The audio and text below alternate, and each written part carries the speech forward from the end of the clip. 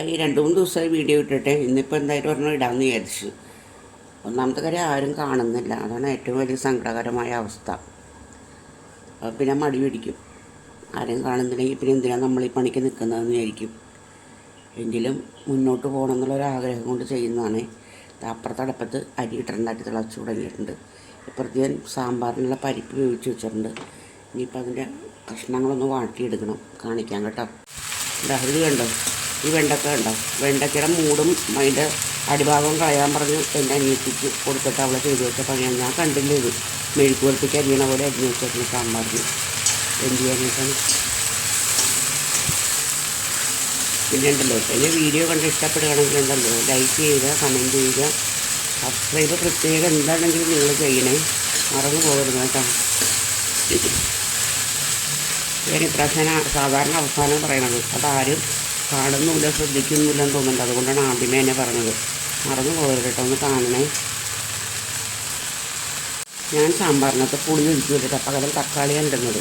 ഈ വെണ്ടയ്ക്കും തക്കാളിയും കൂടി ഇങ്ങനെ വഴറ്റിയിടുക എന്നുണ്ടെങ്കിൽ ഒരുതരം വഴുവഴുപ്പുണ്ടാവില്ല സാമ്പാറിന്. ഇനി അത് കഴിഞ്ഞിട്ട് ഇതിനകത്തേക്ക് നമ്മൾ പൊടിയിടും.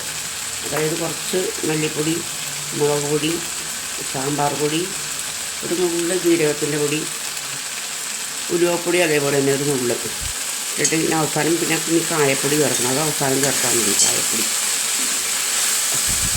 അതോടുകൂടി സാമ്പാറിൻ്റെ പണി കഴിയും. ചമ്മന്തി എടുത്ത് വെച്ചിട്ട് കാണിക്കാം കേട്ടോ.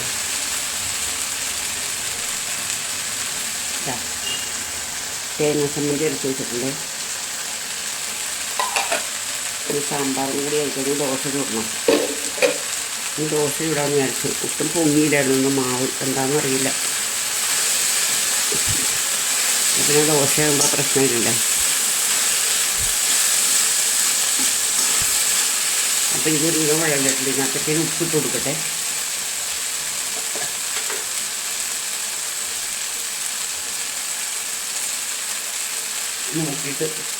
നോക്കിയിട്ട് ബാക്കിയുടെ വിടാം.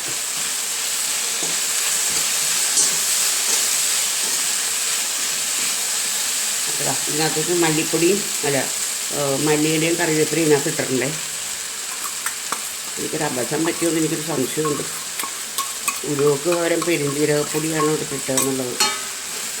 കറി ശരിയായി കഴിഞ്ഞിട്ട് അറിയാൻ പറ്റും എന്താണെന്നുള്ളത്.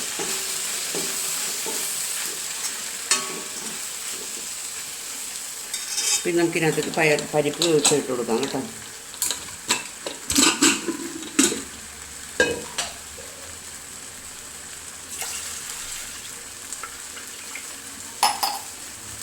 പരിപ്പ് വേവിച്ചിട്ട് കൊടുക്കാനേ.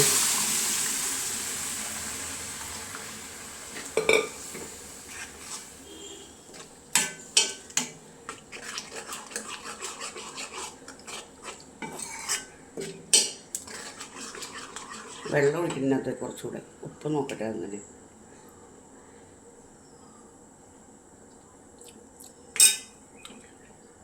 ഉപ്പ് വേണമെങ്കിൽ ഇട്ടാൽ മതി.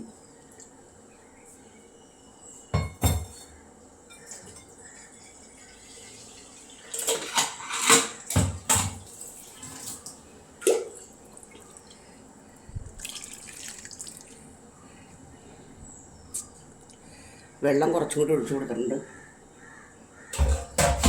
കുറച്ചുകൂടി ഉപ്പ് വേണം. കുറച്ചുകൂടി ഉപ്പിട്ട് ഈ കായപ്പൊടി ഇട്ട് കൊടുക്കുന്നുണ്ട്. ഞാൻ കായപ്പൊടി കുറച്ച് അധികം ഇടും കേട്ടോ. കായത്തിൻ്റെ ടേസ്റ്റ് നിൽക്കുന്നത് എനിക്കിഷ്ടമാണ്.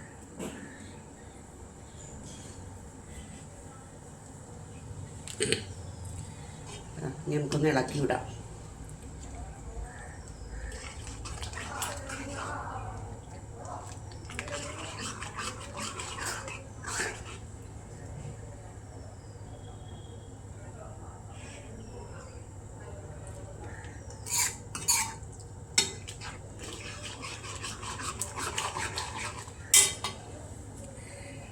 ഇനി ഒരു ഞണ്ട് കറി ഉണ്ടാക്കണം. ഞണ്ട് കറി ഉണ്ടാക്കുമ്പോൾ ഞാൻ കാണിച്ചുതരാം. ഞണ്ടിനെ വേവിച്ചൊക്കെ വെച്ചിട്ടുണ്ട് ഇന്നലെ തന്നെ. വെക്കുമ്പോൾ കാണിക്കാം കേട്ടോ.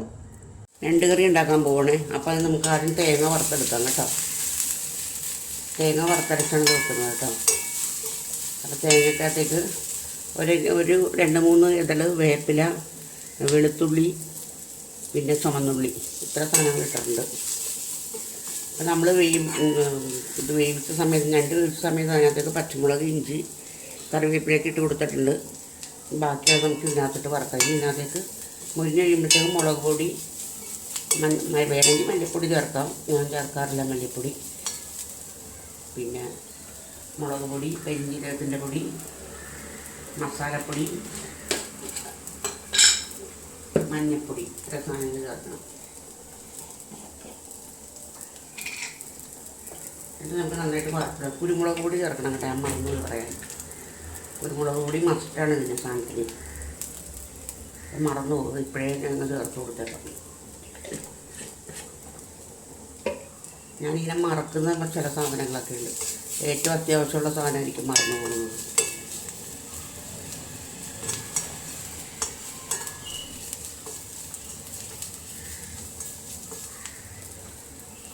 അതൊന്ന് മുരിയട്ടെ കേട്ടോ. മുരിയ നമുക്ക് മുളക് പൊടി, മസാലപ്പൊടിയൊക്കെ ഇട്ട് കൊടുക്കുക.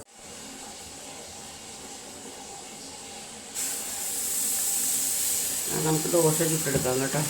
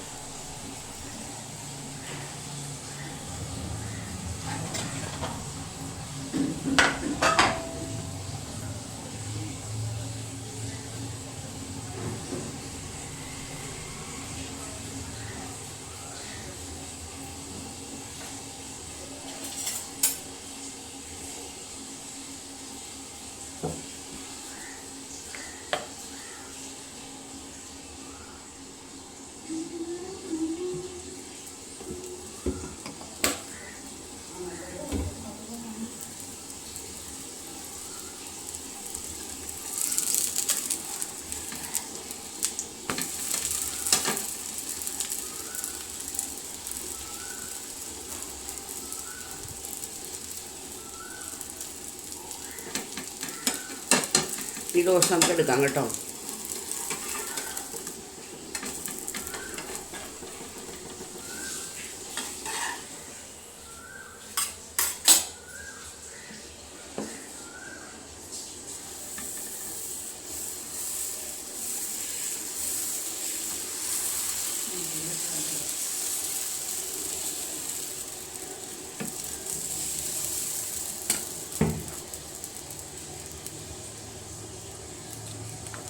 എണ്ണ വേണമെങ്കിൽ ഒഴിച്ചു കൊടുത്താണ്ടില്ല, കല്ല് പോലെ ഇരിക്കും കഴിക്കാൻ വരുമ്പോഴത്തേക്കും.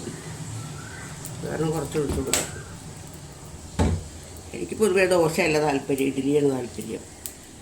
ഇഡ്ഡലി ആകുമ്പോൾ പിന്നെ നല്ല സ്മൂത്തായിട്ട് തന്നെ ഇരിക്കും. ഇത് ഒന്നാമത്തെ കാര്യം, ഇഡ്ഡലി ഉണ്ടാക്കാൻ എന്താണെന്ന് വെച്ചാൽ ഇത് മാവ് അങ്ങ് കറക്റ്റായിട്ട് എൻ്റെ താല്പര്യത്തിനനുസരിച്ച് പൊങ്ങി വന്നില്ല മാവ്. അപ്പോൾ ഇഡ്ഡലി ചിലപ്പോൾ കല്ല് പോലെ ഇരിക്കും. എന്നാൽ പിന്നെ പരീക്ഷിക്കാൻ നിൽക്കണ്ട എന്ന് വിചാരിച്ച് ദോശ ചുട്ടതാണ്. ഞണ്ട് നന്നായിട്ട് തിളച്ച് വന്നിട്ടുണ്ട്. അപ്പോൾ നമുക്കിനി അരപ്പിട്ട് കൊടുക്കാം.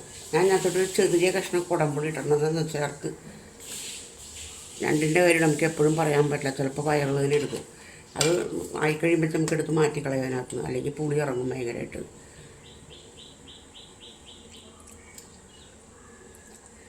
അങ്ങനെ അരപ്പൊഴിച്ച് കൊടുക്കാൻ പോകണേ.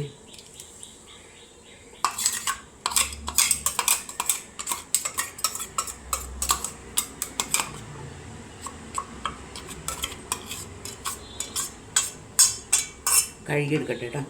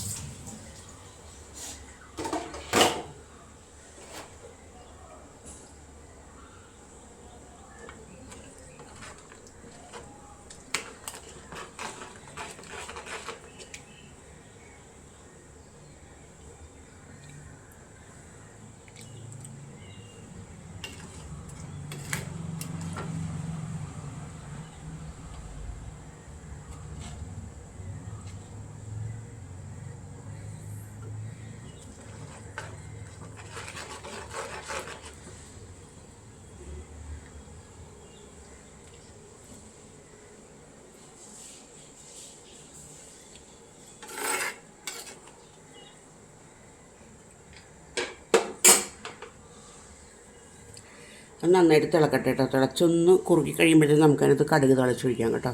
ഇതാ ഞണ്ടിൻ്റെ ഫൈനൽ സ്റ്റേജാണിത്. ഇനി ഇത് ചട്ടിയല്ലേ, മൺചട്ടിയല്ലേ, അപ്പോൾ ഇതിനകത്തിട്ട് ഒന്നും കൂടി ഇത് കുറുകും. നമുക്കിത് ഇറക്കിയിട്ട് ഇനി ഇതിനകത്ത് താളിച്ചിടാം കേട്ടോ. ഇറക്കോണേ, താളിച്ചൊഴിക്കാം കേട്ടോ.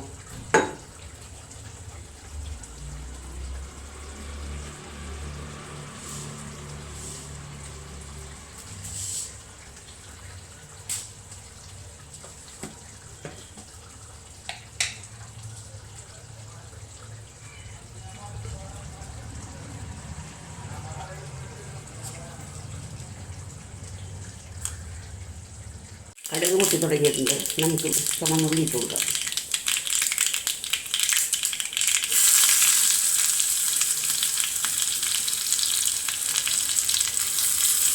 ചുമന്നുള്ളി ഇട്ട്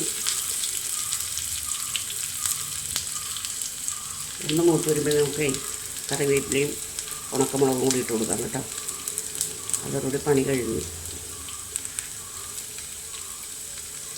ഉച്ചവരെയുള്ള പണി കഴിഞ്ഞ് ചോറ് മാത്രം റെഡിയായാൽ മതി. അപ്പോൾ അതാ കറിവേപ്പില ഉണക്കമുളക് കൂടി ഇട്ട് കൊടുക്കാണ്. പണി കഴിഞ്ഞ് അതൊന്ന് ഇതാവട്ടെ.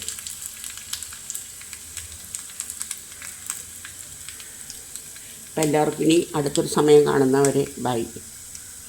ഇത് ഇട്ട് കാണിച്ചില്ലല്ലോ അല്ലേ, കാണിക്കാം കേട്ടോ.